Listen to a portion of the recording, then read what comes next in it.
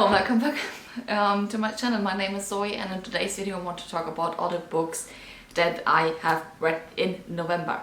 And I read 15 books. I have no page count, I have no average rating because I forget to put everything down in Storygraph. I just used Goodreads the last month. I know. But let's start talking about the books. So I will talk about them in the order that I read them to the month. I hope that's the order, because my book journal looked in November disgusting. So let's start. I start the month of November with Such a Fun Age by Kylie Reid, and I give this book 3 out of 5 stars. And my main problem with that was that I just expected something different. So we have Amira, who is the black babysitter of Alex Chamberlain, who is this white rich woman who is an influencer. So on the promise of the book was on the back stands, or in the description of the audiobook, they're so different but they have the same problems. And they have not the same problems. I don't know who did the audible description of the book, but they have not the same problems. Let's begin with the fact that one of them is black and the other one is white. The white woman has kids and is rich. The black woman has nothing. She has something. I will not say that she has nothing, but she has no kids, she's not rich. So they are complete different lives. They have not the same problems. So I expected something different. The book was okay. I enjoyed my time with it. I think when you look at the Goodreads description of the book, who was like to see how they both grow during the book and learn something new, this was a good explanation of what happened in the book, but not the audible description of they are the same, because they're fucking not. They're not the same. Then I read Mansfield Park by Jane Austen. This is my third Austen book that I read this year. I started with Pride and Prejudice because why not? This is the classic book of all time, and after that I read Emma. Also fucking hilarious. I loved Emma. Emma was perfect. Did I love Pride and Prejudice more? Yes. Just for the fact that it's Pride and Prejudice. So Mansfield Park was interesting. It was really interesting. So you have Fanny Price. Fanny Price is the 9th kid of a bunch of kids. I think she has, in the end of the book, I think she has 14 siblings, I guess. Just a lot of kids. And when Fanny was born, and it was in the age of 9, was she even the 9th kid, or was it just 9? Or was she 9 and 9 kid? Okay, this doesn't matter, because Fanny's mom writes her sister, Fanny's aunt, can you please take her? We have not enough money to take care of her, and I think she will be great in your home. And the aunt has no kids, so she was like, yeah, of course, I take her, I take care of her. But the aunt doesn't really care about Fanny, so she gives Fanny to the other aunt, and she didn't got the proper education because Fanny was the ugly one. This is that says the aunt. I don't really know if Fanny is really ugly. I just overhear it. But Fanny gets through some shit in these households. They all don't really care about Fanny of her well-being, and then Fanny falls in love with Edward, her cousin, but Edward noticed this first not that she's in love with him, but he noticed that Fanny is not. Her aunt and his aunt, her aunt and his aunt, and his mom don't really take good care of her. So he tried to help Fanny. So Fanny falls even more in love with him, which is fucking disgusting because he is her cousin. But Edward does not fall in love with her. He falls in love with some different kind of woman. And let's call her Stephanie. Her name is not Stephanie. I forgot her name. I'm sorry. And Stephanie has a brother. Let's name him Mike. His name is not Mike, but I just use this obvious names that would not fit in this time because I forgot the name. And Mike falls in love with Fanny, and Fanny says to his proposal no. So Mike just ran away with some different woman.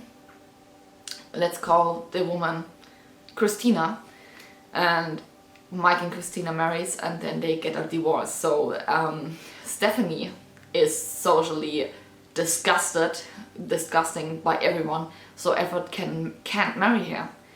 And then Edward decided that he will never find his love of his life again, because Stephanie was the perfect one, but he can't marry her because he wants to become a pastor, and he just can't. Is pastor the right word for it? But you know, the church kind of thing. So he can't marry Stephanie because her brother get a divorce. I just don't really see the problem there, because in the English church it's completely okay to get a divorce. I mean, it's the whole story behind this church in England. I mean, Henry VIII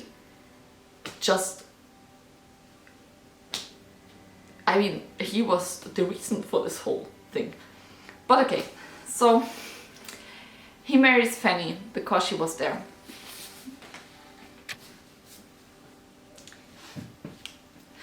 He fell not in love with her. He just marries her because he knew in the end that she loves him and will be ever here for him, and will just love him whatever he does. So he marries her. What a love story! He's a cousin. I just fucking hate it here. I read 3 books of the Ice Planet Barbarian series, a Barbarian Maid, Ice Baby, having the Barbarians babies. I just think the books are good. I adore the books. I just gave Barbarians Maid 4 stars and I forgot about it. But these books are the perfect thing to just forget about everything and just read them and just don't really care about what happened real in the story. It's just cute. It's just alien porn. The next thing that I read. Okay, let's start with The Elephant in the Room. I read the whole Poppy War series. I just have book 1 and 2 here. The Burning God is not there because this is the German translation, and I listened to The Burning God as an audiobook, and Dragon Republic too. So I didn't like the series. I'm sorry. If this is your favorite book series, I'm really sorry that I don't like it. So Poppy War was the first one. And if you don't know about the story, it's about Rin, who is like, has no parents anymore, and she lives in Nikan, and then her adoptive parents try to marry her to this old ass man, and because she don't want to marry this old ass man, she tried to get into this school in Senegal, who is the best school in the whole country, and just educates the best warriors of all time. This is so fucking hilarious that they say they are the best, because they lost every war they fight in except for one, and it's just pure luck that they won the war in the end. So I think it's just so funny that they say from themselves that they're the best, because they're obviously not the best. If they are the best, they will not lose any war. So when he got accepted to school, I mean, this is obvious. It stands in German translation, it stands on the back that this happens, and then there's a war.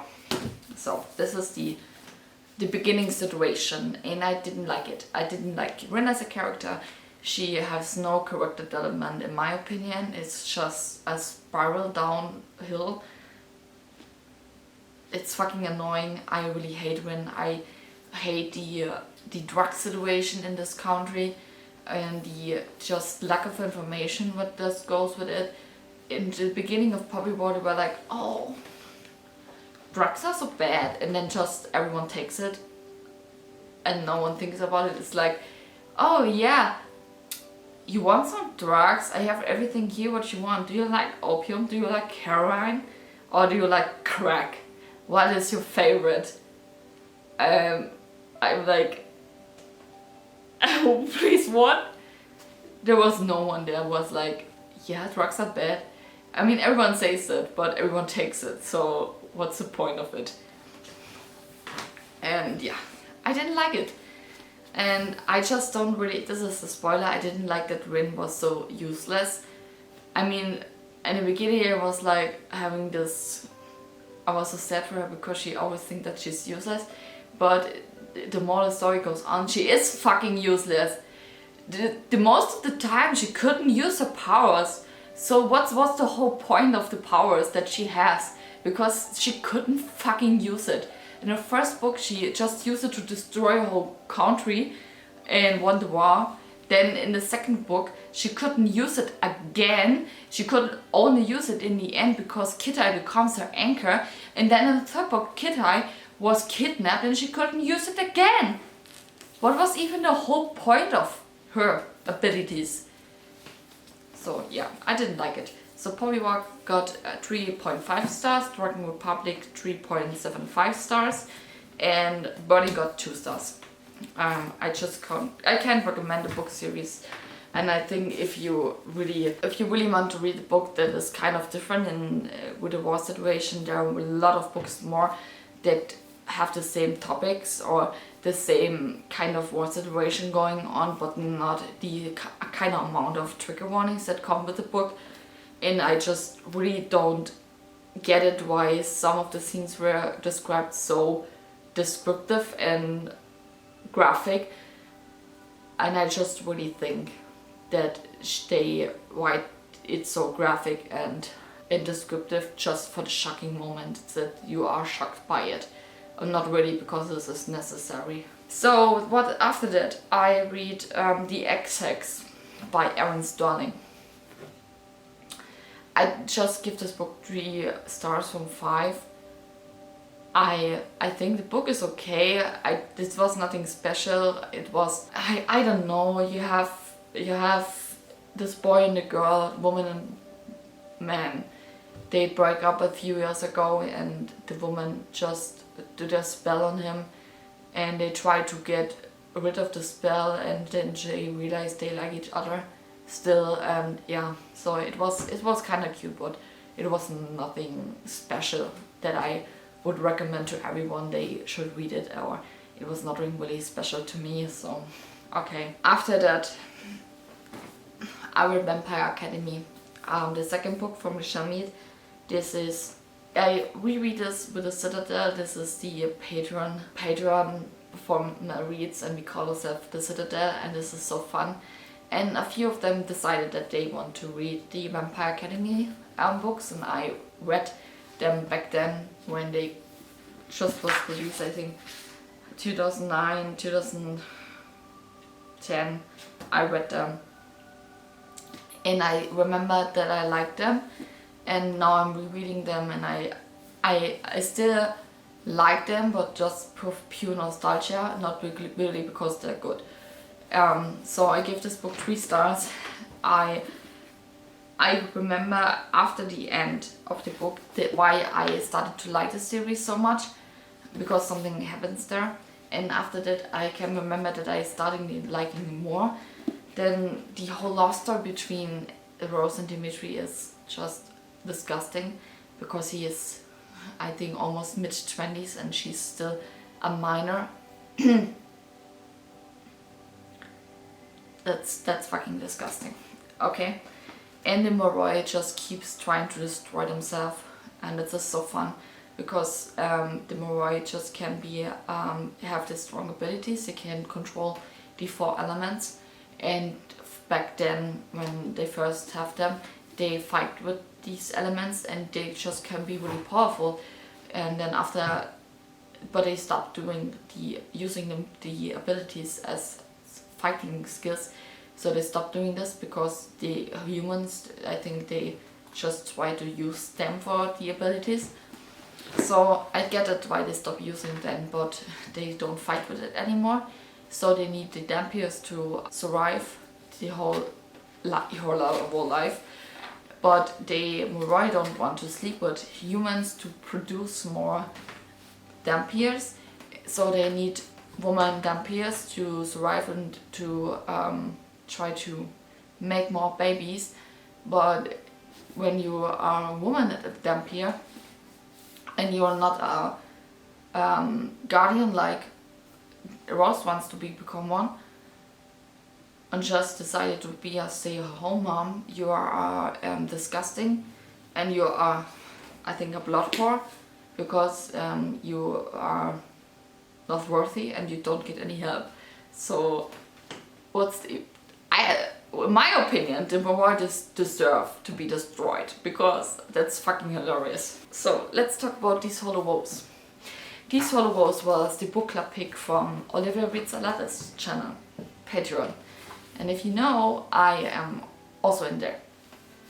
And I didn't really like the book because it says it's a Cruel Prince meets Akata book, and I see that. And it's just a cheap copy of both of them in a horrible way. Then I don't really want to spoil it, because I think some people could really like the book, but you have some points of the Akata series in there, some points of the Cruel Prince, and you have the selection in there. And I didn't really get the selection points. So yeah, Bree is in this palace of the prince. This is no spoiler. And she's in this competition with 11 other women to be possibly the bride of the prince. And I just don't really get it why the competition was even there, because there was no competition. They just never, the other girls and Bree never met each other. You don't really know how the other girls are looking like, what their names are. I just think one girl was mentioned. Why was the competition even there? Then the love triangle was shit, because what was even the point of the second company that was there? Like, this second man was fucking disgusting to Bree, and he was like, oh, you are such stupid brat, and Bree was there like, I was like, what an asshole. Let's fuck. I didn't really get it, and I think this is a spoiler now. I really think that Sebastian and Bree, this is really a spoiler, Sebastian and Bree, in the end, when Bree discovers that she has the crown, and Sebastian and her did these kind of vows with each other, and Sebastian tries to get a crown from her, and the other person, the man, says to Bree that only family members can do that. So Sebastian and Bree are related to each other. I think they should be brother and sister, cousins. They're definitely related to each other, and this is fucking disgusting. This is incest. Did Cassandra Clare write this book? Like, why? I get it why the incest plot is in the Mansfield Park book, but this was published 1814, or not in the year 2021. So why was it there? Why? Okay, so I decided, after all of these shit books, that I need something a little bit of romance and spice in my life.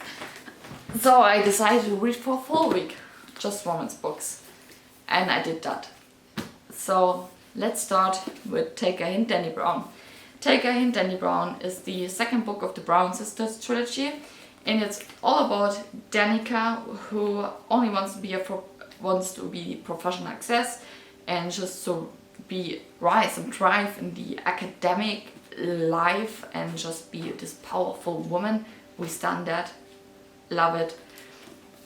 And then on a fire drill, Sophia, the security guard of the university, saves Danica from this stuck elevator, and someone filmed the scene and put it in the internet, and the whole internet go wild, because Sophia is this ex-rugby player, and yeah, so they did a fake dating trope.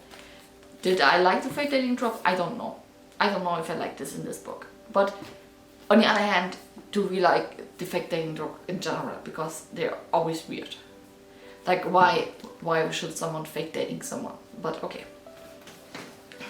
But I really like the dynamic between Danica and Sophia. It was so hilarious, both together. I just love it, and I love Danica and her whole character. I love Sophia in this whole character. And for the one time, I can't really say if the representation of a book was good, because Sophia has this general anxiety disorder, and I can say the representation was okay in this book. I would definitely say that some scenes could describe it better, and sometimes I wished more that when Sophia talks about his past, he will talk about more about his anxiety, like the fears that he has, and not just like, yeah, my anxiety was that bad. So I mean, I get it why he really don't want to talk about this more, but they try to build a relationship with each other, so they could talk about it more. Okay? Do you know what I mean? So, but it was not bad, so it was totally okay. And it was also Friends to Lovers, and I just love it. Then, after that, I read The Love Advertisers by Ellie Hazelwood. I also loved it. By the way, I gave Taking Dani Brown 5 stars. So then The Love Advertisers, I just love it. I really loved it. We have also here the fake dating trope, who I don't really think that I like the fake dating trope, but it was okay. In there, I just really love Adam and Olive together. They were so hilarious. They were such a cute couple. And I really love it. I really like it. I just recommend this book to everyone, not directly as a Rilo fanfiction, because I don't think that this was written well, but I love it. I really love it. So go read it. 5 stars for me. Easy 5 stars. Then I'll read Active Age Evie Brown. And in this book you have the last Brown sister, Evie. And Evie is this spoiled brat, like her mother said to her, and I think this is the best description of her character of all time, because she is a spoiled brat, okay? And because she is a spoiled brat, her parents say you don't get any money for us. I never really stand that. So Evie goes in her car and drives and lands at this bed and breakfast from Jacob in. And Jacob is an autistic man. Why say it like that? An autistic man. She tried to get a job at his bed and breakfast, and he said no. And then Evie runs over him with her car, and then Evie works there. And I just don't really like Evie. Her character was really quirky and like this. She lives in her own mind. And for some people this might shine like that it's cute, but I don't really like it, because Jacob started liking her. I will not say that he's not liking her, but he really said multiple times in some situations, Evie, I don't like that, please go out of my comfort zone, and she didn't, and I don't really like that in the book, that Evie just don't respect the boundaries that Jacob has. And I mean, in the end it worked out, and Jacob seems like he enjoyed it in the end, but yeah, no, this was a no for me. I gave it 4 stars in the end because I still enjoyed the book, but this was the few kind of things that I don't really like in the end. But Jacob was fucking cute. I just love Talia Hibbert's men. I just stand for that. I could die on a hill for every man that Talia Hibbert writes. Thank you, Talia Hibbert, for this awesome, handsome man. Or not like this fucking disgusting man Ethan that was in the Unhoneymooners from Christina Lauren. So I ended the month with, not really ended, but I read the Unhoneymooners from Christina Lauren, and I fucking hate it. Because, first of all, this is a miscommunication trope, and I fucking hate the miscommunication trope. This is something that never happens in my life, because when I like someone, I think I like someone, and something happens, and this was a misunderstanding. This whole book will be unnecessary if 3 years ago Olive and Ethan would talk to each other.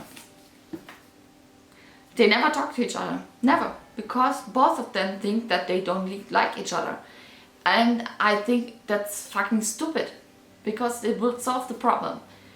I started the book and was maybe this was just a misunderstanding, and it was a misunderstanding. And now there's such a spoiler, because Olive discovers that Dane, the husband of her sister, cheated on her multiple times, and Ethan knows that. And she says to Ethan, Dane cheated on my sister, and Ethan was like, no, Dane would never do that. And I was like, don't gaslight her. I read that and I talked about this to my boyfriend, and I explained the situation to him, and he was like, he cheated on her, and I was like, thank you, because he did.